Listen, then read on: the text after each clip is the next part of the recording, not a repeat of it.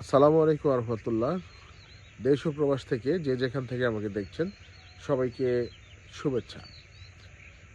কৃষি উদ্যোক্তা ভাই বোনেরা নিশ্চয়ই ভালো আছেন।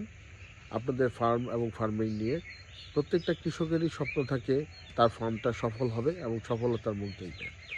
আপনিও নিশ্চয়ই সফলতার আশা করছেন এবং সফল হচ্ছেনও। যারা মাছ করছেন মাছের জন্য মাছের রেটটাও মোটামুটি ভালোই যাচ্ছে। গরু থেকে ধরে সব ধরনের প্রোডাক্টের রেট ভালো যাচ্ছে। শুধু আমাদের কৃষকদের জন্য বেশি সমস্যা হচ্ছে এখন যারা মুরগি চাষিরা বা পোলট্রি ফার্মের যারা আছে তাদের জন্য আমাদের একটু সমস্যা হচ্ছে।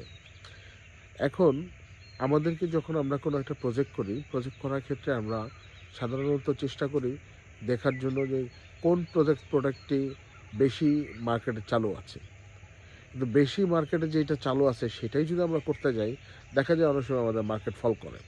আর এই মার্কেট ফল করার জন্য আমাদের প্রথম করতে হবে কি, আমাদের মার্কেট অ্যানালাইসিস করতে হবে যে আমাদের মার্কেটে কোন প্রোডাক্টে ঘাটতি কতটুকু আছে, উৎপাদন কতটুকু আছে। আমরা যদি উৎপাদনের দিকে তাকাই এবং ঘাটতি কতটুকু আছে সেটার দিকে তাকাই তাহলে কিন্তু আমার সিদ্ধান্ত নিতে অনেক সহজ হচ্ছে।